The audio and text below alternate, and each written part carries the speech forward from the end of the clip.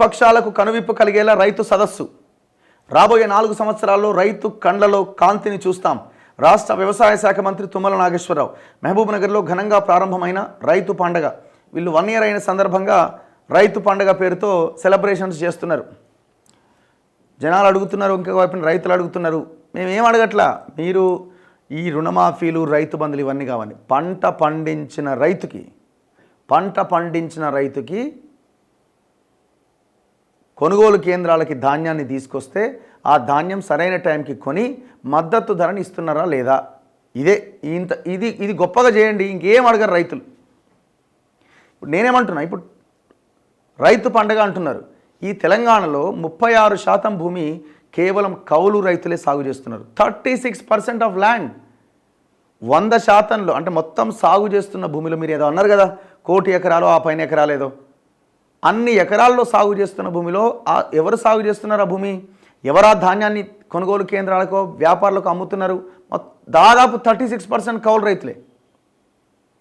ఈ కౌలు రైతులకు రైతు రుణమాఫీ లేదు, నా రైతు బంధు లేదు. వీళ్ళ రుణమాఫీ అంటే వాళ్ళకి లోన్లే రావా, రైతు బంధు అంటే వాళ్ళకి భూమి పట్టా పాస్బుక్ ఉండనే ఉండదా, వాళ్ళకి రానే రాదా? ఏమొస్తుంది? పంటల బీమా పథకం లేకపోయే. మరి 36% మంది రైతులకి ఏమీ జరగనప్పుడు ఏం రైతు పండుగ? 36% రైతులే కౌలు రైతులు సాగు చేస్తున్నప్పుడు, ఈ రాష్ట్రంలో వ్యవసాయం చేస్తున్నప్పుడు రైతు పండుగ ఎట్లయితుంది? అమెరికాలో ఉన్న ఆయనకు 5 ఎకరాలు ఉంటే ఆయన రైతు పండుగ ఆయన చేసుకోవాలనా? లేదు ఇక్కడ అదే 5 ఎకరాల పొలం కౌలుకు తీసుకొని ఇక్కడ సాగు చేస్తున్న కౌలు రైతు అవుతాడా? ఎన్ఆర్ఐ రైతు అవుతాడా? అదే భూమున్న మంత్రులో, ఎమ్మెల్యేలో వాళ్ళు రైతులు అవుతారా? ఆయన భూమిని కౌలుకు తీసుకున్న పొలంలోకి దిగి పంట సాగు చేస్తున్నారు ఆ కౌలు రైతు అవుతాడా? మరి 36% మంది దారుణమైన పొజిషన్లో ఉన్నప్పుడు ఇంకెక్కడ పండుగ? నేను మీరే చేసిన అంటలేను, ప్రభుత్వాలు అట్లా చేసుకుంటూ వస్తున్నాయి.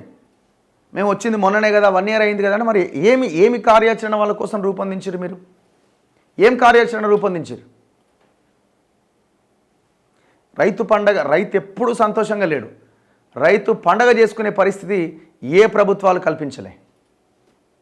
రుణమాఫీ చేస్తే తాత్కాలికమే, అది రైతు బంధిస్తే తాత్కాలికమే. అది ఏం సరిపోతున్నది? మీరు ఇచ్చే పెట్టుబడి దేనికి అవుతుంది? రైతు అసలు ఆ పెట్టుబడి కూడా అడుగుతలేడు.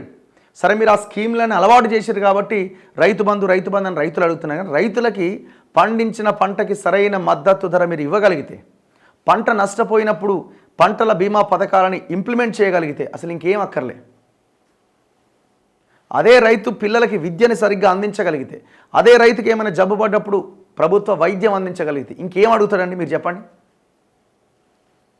మీరు రైతులు చాలామంది అప్పుల పాలు అవుతున్నారు. అప్పుల పాలు అవడానికి కారణం ఏంటి? ఎడ్యుకేషన్ మీద పిల్లలకు ఖర్చు పెడుతున్న డబ్బులు, జబ్బు వస్తే ఆరోగ్యం కోసం ఖర్చు పెడుతున్న డబ్బులు, అండ్ పంటల పెట్టుబడి. ఈ 3 అంశాల్లో విద్యా వైద్యమే మళ్ళీ ప్రధానంగా ఉంటుంది.